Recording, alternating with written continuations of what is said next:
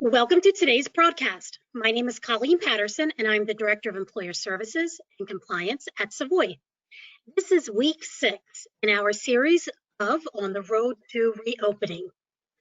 In the beginning of the pandemic, our working lives changed almost overnight as shelter-in-place and stay-at-home orders were issued. In many cases, this new way of work life happened in the span of literally 3 or 4 days, tops. Insert then children also being home and full-time working adults became full-time working teachers. So today is Wednesday, June 17th. Many schools are wrapping up the school year and students are participating in stepping up ceremonies, going from grade school to middle school, and attending high school and college graduations. It is the end of one chapter and the beginning of summer break before the next chapter begins. I feel as though we have conquered a monumental change in both our work and our personal lives. So congratulations to all of you, because we have made it too.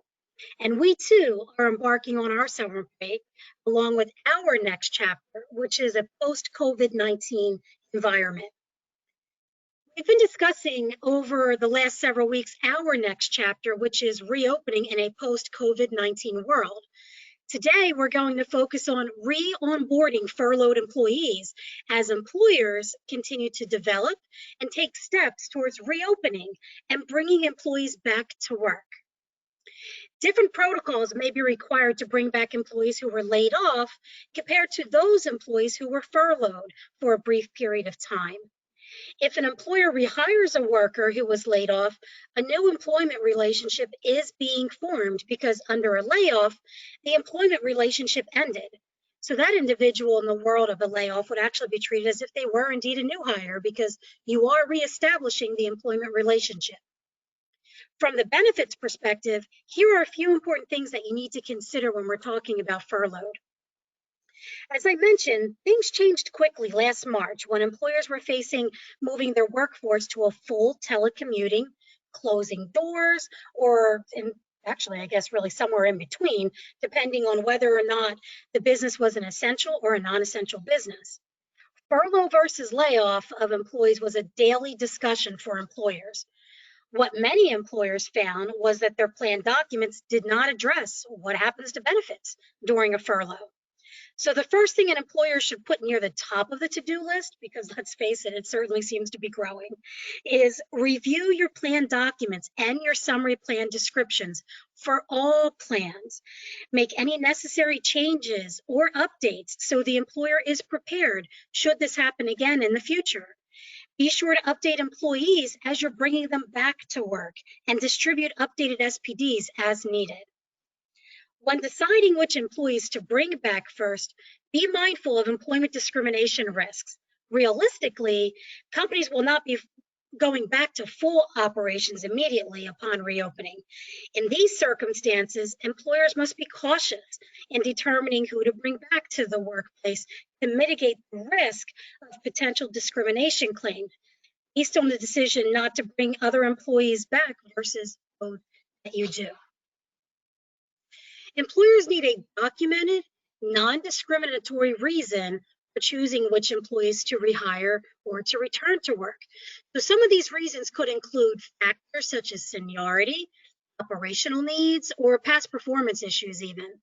Decisions about who to bring back into the workplace cannot be based on an apparent higher risk of COVID-19 complications. Also, be mindful of the Age Discrimination and Employment Act, and that's also known as the ADEA, and the Americans with Disabilities Act, or ADA, and state equivalents that prohibit discrimination against people who are regarded as disabled when determining whether to recall employees who will be members of a more vulnerable part of the population, simply due to their age or who were diagnosed with COVID-19 or who may have even cared for someone who was diagnosed with COVID-19. Also be mindful of new federal and state prohibitions against retaliation against employees who took leave for reasons associated with COVID-19. There's been a lot of information that's been coming out by the EEOC. We've certainly seen it from CMS, Department of Labor, and so on. But definitely make sure that as part of your opening plan, you're considering all of these requirements as you're determining which employees to bring back first. Let's talk for a minute about furlough and layoff. So furlough and layoff, one of the most important things I think I wanted to note is that they're not terms that are defined under ERISA or even the Affordable Care Act. A furlough, as we've come to all be super familiar with, is generally considered to be a mandatory leave with limited or no pay, with an expectation that employees will return to work once regular business resumes. So for benefit purposes, eligibility is generally described as an active full-time employee or an employee who works at least a minimum number of hours per week. So again, think ACA. So for example, the 30 hours to be a full-time or average 130 a month. If an employee is under protective leave, and that's such as the FMLA, benefits obviously continue during that leave. This means that any employee who is not meeting the hours requirement or is not actively at work, remember this, working from home is considered actively at work. Based on their furlough, or even if they were laid off temporarily, will generally have their benefits terminated and receive an offering of COBRA, state continuation, or they may not have even received any continuation depending on the employer size or the state that they are located in. Caveat to that is we all are aware that carrier partners have extended allowing furloughed employees to remain on the plan for a period of time.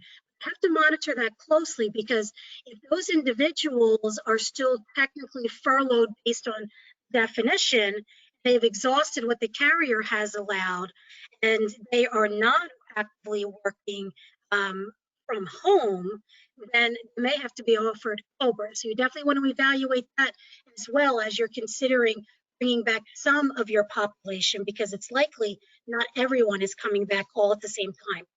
So there may be a requirement to extend COBRA in the event that these individuals are not going to be meeting definition of eligibility under the plan. So be sure to continue to evaluate that on a regular basis.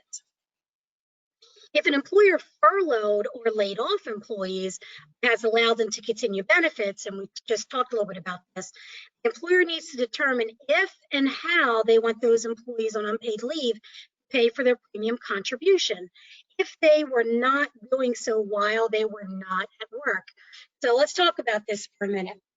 One of the most common ways is called pay as you go, which means as the employee is furloughed, they would pay their contribution as they go, meaning as the time goes.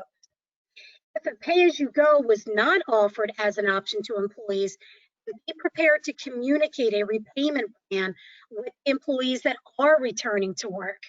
And you really should consider consulting with counsel to help write a repayment agreement. An employer should ensure that employees understand what it entails, because there's that catch-up portion, however you determine to do that, and then obviously they are back at work receiving pay and they're going to continue their current contribution. So you definitely have to make sure that that is clearly spelled out. Employees will naturally want to know how the recall from furlough affects their company seniority, benefits, any accrued PTO, sick leave, however you divide that up within your organization. Now may be the time to consider a total compensation statement that includes these items in the overall value of the employment package, because it will address what they currently have. There's the ability that they were allowed to roll over anytime, and so on. As always, should you have any questions, please reach out to your dedicated Savoy team and continue to use the resources available in the COVID-19 section of our new and improved website at savoyassociates.com.